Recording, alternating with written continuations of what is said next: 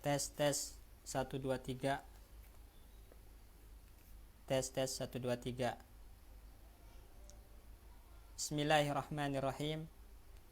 Assalamualaikum warahmatullahi wabarakatuh. Alhamdulillahi rabbil alamin, alladzi bi ni'matihi tatimmus shalihat.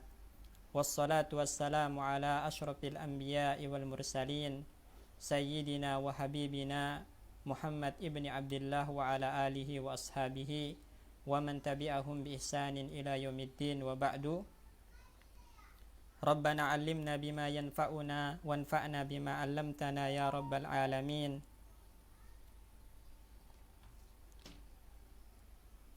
Allahumma inna nas'aluka ilman nafi'an wa rizqan tayyiban wa amalan mutaqabbala. Rabbi shrah li sadri wa yassir li amri wahlul 'uqdatam min lisani yafqahu qawli. Ikhwatal iman, a'zani Allah wa iyyakum. Insyaallah kita lanjutkan kembali siang hari ini pembacaan kitab Haqiqatul Iman wa Bid'aul Irja'i fil Qadimi wal Hadis. Hakikat keimanan dan bid'ah faham murji'ah dari dahulu hingga saat ini. Yang mana kita akan masuk ke pemahaman yang kedua yang dibawakan oleh Syekh Sa'ad hafizahullahu taala dalam kitab ini, yaitu sihatul imani bila amalin, sahnya keimanan meskipun tanpa dibarengi dengan amal. Jadi ini adalah pemahaman murji'ah yang kedua. Kalau iman seseorang itu sah, dinyatakan sebagai iman meskipun tidak dibarengi dengan amalan anggota tubuh. Ini adalah paham murji'ah yang kedua. Dan paham ini dibangun di atas pemahaman yang pertama yang telah kita sebutkan, kalau seseorang itu tidak bisa divonis kafir berdasarkan ucapan atau perbuatan kufur akbar yang dia lakukan. Syekh rahimahullahu taala mengatakan di sini, yu'lamu mimma sabaqa, telah diketahui berdasarkan apa-apa yang telah berlalu pada pemahaman yang pertama, kalau tidak bisa dikafirkannya seseorang dengan ucapan atau perbuatan, maka diketahui dari hal tersebut anna min maqalatil murji'ati, di antara pernyataan-pernyataan murji'ah, di antara paham-paham murji'ah adalah annal imana yasihu walau lam yujad ma'ahu amalun. Kalau iman itu sah dikatakan iman meskipun tidak dibarengi dengan iman itu amalan. Jadi walaupun tidak disertai dengan amalan anggota tubuh, selama itu merupakan keyakinan hati, maka sah untuk dikatakan iman dalam pandangan murji'ah. Fa innahu idza qila, maka sesungguhnya apabila dikatakan, ya, la yukaffaru ahadun mahma qala au amila, seseorang tidak bisa dikafirkan dengan apapun yang dia ucapkan, dengan apapun yang dia perbuat dari perbuatan kufur akbar, wala yukaffaru illa bil i'tiqadi, dan dia tetap tidak bisa dikafirkan kecuali dengan keyakinan hati, lazima alaihi, maka hal itu mengharuskan baginya annahum yusahhihuna, bahwasanya mereka orang-orang murji'ah menyatakan sah imanal mukallafi, imannya seorang mukallaf, walau lam yakun ma'ahu ayyu amalin, meskipun iman tersebut, keyakinan hati tersebut tidak dibarengi dengan amalan anggota tubuh. Jadi kalau seseorang tidak bisa dikafirkan dengan pernyataan lisannya, atau tidak bisa dikafirkan dengan amalan anggota tubuhnya ketika melakukan kufur akbar, dan dia hanya bisa dikafirkan dengan keyakinan hati, maka konsekuensi dari keyakinan ini adalah sahnya iman seorang hamba meskipun dia tidak pernah melakukan amalan-amalan ketaatan. Ini adalah merupakan faham murji'ah. Wa qad taqaddama iradul adillatid dalati ala fasadi dzalika. Kata Syekh, dan telah berlalu ya penyebutan dalil-dalil yang sangat banyak yang menunjukkan akan rusaknya pemahaman tersebut. Jadi pemahaman murji'ah ini adalah pemahaman yang rusak. Dan dalil-dalil dari Al-Quran, begitupun dalil-dalil dari hadis Nabi SAW telah dibawakan oleh Syekh pada pemahaman yang sebelumnya. Silakan dimurajaah lagi dalil-dalil tentang kalau amalan itu bisa saja membuat orang kufur keluar dari Islam, begitupun ucapan lisan itu bisa saja membuat orang kufur keluar dari Islam. Itu sangat banyak di dalam Al-Quran dan hadis. Silakan dirujuk kembali kepada pembahasan yang sebelumnya. Dan Syekh dalam pembahasan yang kedua ini tidak membawakan dalil-dalil dari Al-Quran dan Sunnah, tapi langsung membawakan pernyataan a'immatul Islam, langsung membawakan pernyataan imam-imam kaum muslimin tentang kalau amalan serta ucapan itu adalah merupakan bagian dari iman yang tidak bisa dipisah. Beliau mengatakan di sini, qala al-Imam Asy-Syafi'i, berkata al-Imam Asy-Syafi'i rahimahullahu taala, kama fi risalatil imani li Syekhil Islam Ibnu Taimiyah, sebagaimana dalam risalah iman ya punya Syekhul Islam Ibnu Taimiyah, ya semoga Allah merahmati keduanya. Beliau mengatakan wa kana al-ijma'u minas sahabati wat tabi'ina min ba'dihim wa man adraknahum yaquluna al-imanu qaulun wa amalun wa niyatun la yajzi wahidun minas salasati illa bil akhari. Sesungguhnya telah terjadi ijma', telah terjadi konsensus dari kalangan para sahabat, tabi'in dan orang-orang setelah tabi'in, ya. Maksudnya tabi'ut tabi'in, wa man adraknahum, dan orang-orang yang kami jumpai, kata Syekh, dari a'immatul Islam, dari kalangan imam-imam kaum muslimin, imam-imam ahlus sunnah, yaqulun, mereka semua menyatakan al-imanu qaulun wa amalun wa niyah. Kalau iman itu adalah pernyataan dengan lisan, kemudian amalan dengan anggota tubuh, dan keyakinan dengan hati. Jadi 3 aspek ini harus ada. Pernyataan lisan, amalan anggota tubuh, dan keyakinan hati. La yajzi wahidun minha minas salasati illa bil akhari. Yang mana tidak sah salah satu dari 3 aspek ini kecuali yang lain terpenuhi. Dalam artian, apabila salah satu dari 3 aspek ini tidak ada, maka iman itu tidak bisa dinyatakan sah sebagai iman. Jadi harus ada ketiga aspek ini secara berbarengan. Harus ada pernyataan dengan lisan, harus ada amalan dengan anggota tubuh, dan harus ada keyakinan dengan hati. Satu saja tidak terpenuhi, maka iman tidak bisa dikatakan sah sebagai iman.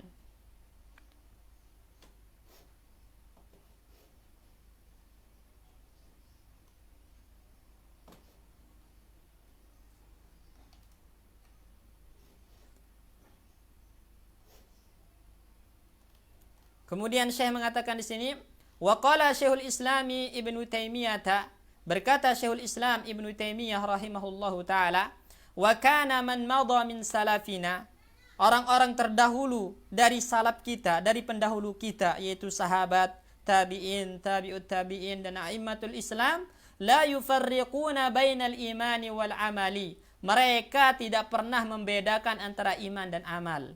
Iman itu adalah amal, amal itu adalah iman. Tidak dibedakan sama sekali. Karena iman dan amal itu adalah satu kesatuan yang tidak bisa dipisahkan.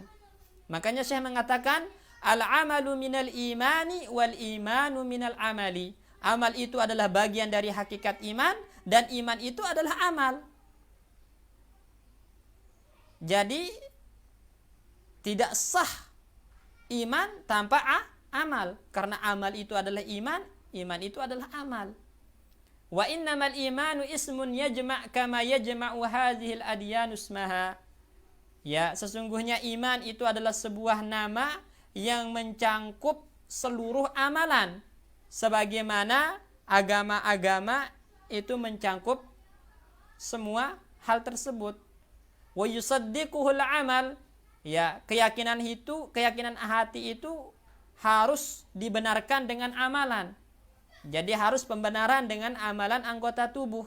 Maka faman amana bilisanihi, barang siapa yang beriman dengan lisannya, menyatakan iman dengan lisannya, wa arafa biqalbihi, dan dia meyakini dengan hatinya, wa saddaqa bi amalihi, kemudian dia membenarkan pernyataan lisannya, keyakinan hatinya dengan amalan anggota tubuh, fatilkal urwatul wusqa, maka itulah tali keimanan yang kokoh, lan fisama laha, yang tidak akan pernah rusak, yang tidak akan pernah hancur. Ya. Wa man qala bilisanihi, sebaliknya kalau ada orang yang menyatakan iman dengan lisannya, walam ya'rif biqalbihi, sedangkan hatinya tidak meyakini, tidak mengetahui hal tersebut, walam yusaddiq bi'amalihi, begitupun anggota tubuhnya tidak membenarkan pernyataan lisannya dengan amalan, kana fil akhirati minal khasirin, maka dia di akhirat termasuk orang yang rugi. Karena pada hakikatnya itu adalah iman yang tidak sah, yang tidak ada manfaatnya sama sekali, disebabkan salah satu dari 3 aspeknya tidak terpenuhi, bahkan 2 yang tidak terpenuhi. Di sini hanya dia yang menyatakan dengan lisan, namun hatinya tidak meyakini, anggota tubuhnya tidak mengamalkan, maka ini bukan iman. Ini adalah iman yang batil, yang tidak sah. Wa hadza ma'rufun an ghairi wahidin minas salafi wal khalafi. Hal ini, kata Syekhul Islam Ibnu Taimiyah, adalah hal yang ma'ruf, hal yang dikenal, bukan dari salah satu orang salaf saja. Artinya banyak para salaf yang menyatakan hal semacam ini. Begitupun khalaf, ya, a'immatul Islam setelah para salaf. Bahkan tadi ada nukilan ijma', ada nukilan konsensus kalau iman itu harus terpenuhi 3 aspek: pernyataan lisan, keyakinan hati, dan amalan anggota tubuh. Yang mana apabila salah satu dari 3 aspek ini hilang, maka tidak sah iman seseorang. Kemudian Syekh mengatakan, wa nukila an Muhammad ibn Nasrin, dan dinukilkan dari Muhammad ibn Nasr, annal ummata mujmi'atun, bahwasanya umat Islamiyah, ya, kaum muslimin, a'immatul Islam, ulama-ulama kaum muslimin sepakat, annal abda, bahwasanya seorang hamba, lau amana bi jami'i ma dzakarahu an-nabiy sallallahu alaihi wasallam min uqudil qalbi fi hadis Jibril, seandainya dia meyakini semua yang disebutkan oleh Nabi sallallahu alaihi wasallam dari keyakinan-keyakinan hati yang ada dalam hadis Jibril, min wasfil iman, berupa pensifatan iman-iman, maksudnya berupa rukun-rukun iman, yaitu antu'mina billah, ya, antu'mina billahi wa malaikatihi, beriman kepada Allah, malaikat Allah, wa kutubihi, kitab-kitab Allah, wa rusulihi, rasul-rasul Allah, wal yaumil akhir, beriman dengan hari kiamat, wa tu'mina bil qadari khairihi wa syarri, beriman dengan takdir baik dan buruk. Semua yang merupakan amalan hati itu diyakini dengan hatinya. Jadi rukun iman ini semuanya diyakini dengan hatinya. Namun lam ya'mal bima dzakarahu, dia tidak beramal dengan apa yang disebutkan oleh Nabi sallallahu alaihi wasallam min wasfil Islam. Ya, jadi dia tidak mengamalkan rukun-rukun Islam. Dia meyakini dengan hatinya rukun iman, tapi dia tidak pernah mengamalkan sama sekali rukun Islam. Annahu la yusamma mu'minan, orang ini tidak bisa dinamakan mukmin. Ini kesepakatan para ulama yang dinukil oleh Muhammad bin Nasr. Kalau ada orang meyakini rukun Islam dengan hatinya, rukun iman dengan hatinya, tapi dia tidak pernah sama sekali melakukan rukun Islam, sholat tidak pernah ditegakkan, puasa tidak pernah ditunaikan, zakat tidak pernah dibayar, haji tidak pernah dilakukan, pokoknya semua rukun Islam tidak pernah dilakukan sama sekali, maka la yusamma mu'minan, orang ini tidak bisa dinamakan mukmin. Ya. Karena salah satu aspek dari iman tidak terpenuhi, yaitu amal anggota tubuh enggak ada, hanya keyakinan hati yang dia punya, maka ini bukan iman dan dia tidak bisa dinamakan mukmin. Kemudian qala Syekhul Islam Ibnu Taimiyah, berkata Syekhul Islam Ibnu Taimiyah rahimahullahu taala, wa bidzalika, berdasarkan hal itu, yaitu adanya ijma', adanya konsensus kalau iman itu adalah pernyataan lisan, amalan anggota tubuh, keyakinan hati, yazhar khata'u Jahmin, nampaklah kekeliruan Jahm bin Safwan, pentolannya Murji'ah, ya, wa man ittaba'ahu, dan orang-orang yang mengikutinya, pengikutnya, fi za'mihim, dalam sangkaan mereka, anna mujarrada imanin bidunil imanidz zahiri yanfa'u fil akhirah, bahwasanya hanya sekedar meyakini dengan hati tanpa dibarengi dengan amalan zahir itu bermanfaat di akhirat, ini adalah pemahaman yang keliru, tidak benar, kata Syekhul Islam Ibnu Taimiyah, fa inna hadza mumtani, sesungguhnya keyakinan semacam ini tidak tepat. Mumtani bahkan terlarang. Ya, terlarang. Membatasi iman itu dengan keyakinan hati dan menafikan adanya amal anggota tubuh, ini adalah pemahaman yang tidak boleh. Ya, ini adalah pemahaman yang salah, yang fatal, kata Syekhul Islam Ibnu Taimiyah rahimahullahu taala. Kemudian selanjutnya dibawakan oleh Syekh Sa'ad pemahaman yang ketiga dari pemahaman Murji'ah adalah hasrut takfiri bima ujmi'a alaihi, membatasi vonis kafir dengan apa-apa yang disepakati saja. Jadi seseorang bisa divonis kafir dengan berdasarkan yang sesuatu yang telah disepakati saja. Jadi hasrut takfiri, membatasi vonis kafir, bima ujmi'a alaihi, dengan apa-apa yang telah disepakati saja. Artinya kalau itu belum disepakati, maka seseorang tidak bisa divonis kafir menurut orang-orang Murji'ah. Maksudnya di sini orang-orang Murji'ah hanya membatasi dalil takfir, membatasi dalil vonis kafir dengan ijma' saja, dan ini keliru. Pada dasarnya di sana ada dalil-dalil syar'i selain ijma'. Ada dalil Al-Quran, ada dalil sunnah yang menunjukkan tentang vonis kafir. Ya, makanya di antara paham Murji'ah itu hanya membatasi takfir, vonis kafir dengan sesuatu yang telah disepakati saja. Syekh mengatakan di sini min maqalatil murji'ati, di antara pernyataan-pernyataan Murji'ah atau paham-paham Murji'ah, at-tawakkufu an takfiri man lam yaqa ijma'un ala takfirihi, abstain dari mengkafirkan orang yang belum ada kesepakatan tentang vonis kafir terhadap dirinya. Jadi paham Murji'ah itu tawakkuf, abstain dari memvonis kafir orang yang belum terjadi ijma' atas kekafirannya. Jadi mereka orang-orang Murji'ah membatasi vonis kafir itu kepada sesuatu yang telah disepakati saja. Artinya kalau belum disepakati maka tidak bisa divonis kafir. Wa hadza khata'un, dan ini keliru, kata Syekh Sa'ad. Fa innal ijma'a laisa huwa dalilul wahidu fis syara'. Sesungguhnya ijma' itu bukan satu-satunya dalil dalam syariat. Artinya masih ada dalil-dalil lain yang bisa jadi sandaran takfir, yang bisa menjadi sandaran dalam vonis kafir kepada pelaku kekufuran. Bal hunaka alkitabu was sunnatu. Bahkan di sana ada Al-Qur'an, di sana ada sunnah Nabi sallallahu alaihi wasallam yang bisa kita jadikan landasan acuan ketika memvonis kafir pelaku kufur akbar. Ya. Makanya saya mengatakan faman hakama alaihil Qur'anu bil kufri wajaba alaina takfiruhu. Barang siapa yang dihukumi kafir oleh Al-Qur'an, maka wajib kita vonis kafir. Misalnya di dalam Al-Quran Allah Subhanahu wa ta'ala memvonis kafir orang-orang yang mengolok-olok agama, mengolok-olok ayat Allah, mengolok Rasulullah sallallahu alaihi wasallam. Allah vonis kafir. Maka kalau ada orang yang mengolok Allah, mencela Rasulullah, kita vonis kafir berdasarkan vonisnya Al-Quran. Allah Subhanahu wa ta'ala berfirman, "Qul abillahi wa ayatihi wa rasulihi kuntum tastahzi'un." Apakah dengan Allah, dengan ayat-ayatnya, dengan Rasulnya kalian itu menghina, mencela, jadikan bahan candaan, lelucon? La ta'taziru qad kafartum ba'da imanikum. Jangan kalian minta uzur, sesungguhnya kalian telah kafir setelah iman kalian. Di sini Al-Qur'an mengkafirkan orang yang mencela Allah. Al-Qur'an mengkafirkan orang yang mengolok-olok Rasulullah sallallahu alaihi wasallam. Maka jika ada orang mencela, mengolok Rasulullah, maka kita kafirkan karena Al-Qur'an mengkafirkannya. Ya.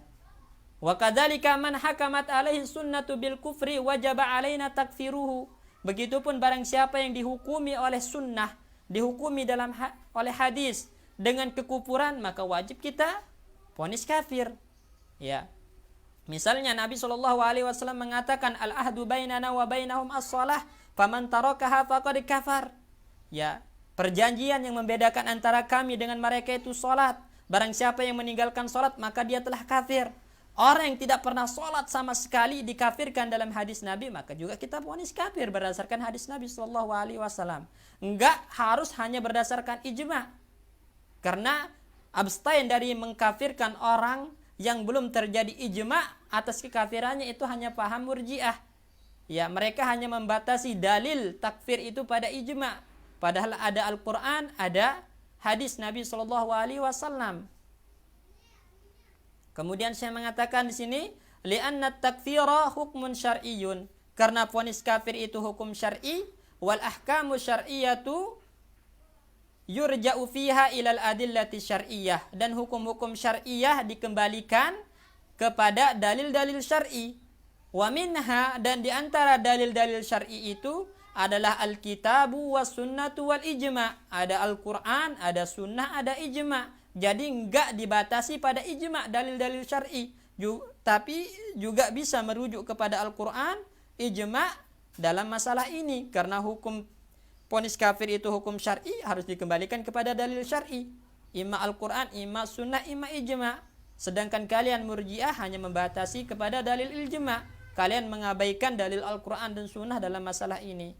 Faman hakamallahu alaihi bil kufri fil Qur'anil azim, barang siapa yang Allah hukumi atas dirinya dengan kekufuran di dalam Al-Quran, wajaba alaina al-hukmu bi kufrihi, wajib kita menghukuminya dengan kekufuran juga, ittiba'an li kalamillah, sebagai bentuk ittiba kita kepada firman Allah Subhanahu wa taala. Kayak tadi, orang yang mencela Allah, orang yang mencela Rasulullah, ya dihukumi kafir, maka kita juga hukumi kafir, ittiba'an li kalamillah, sebagai bentuk pengikutan kita kepada kalamullah.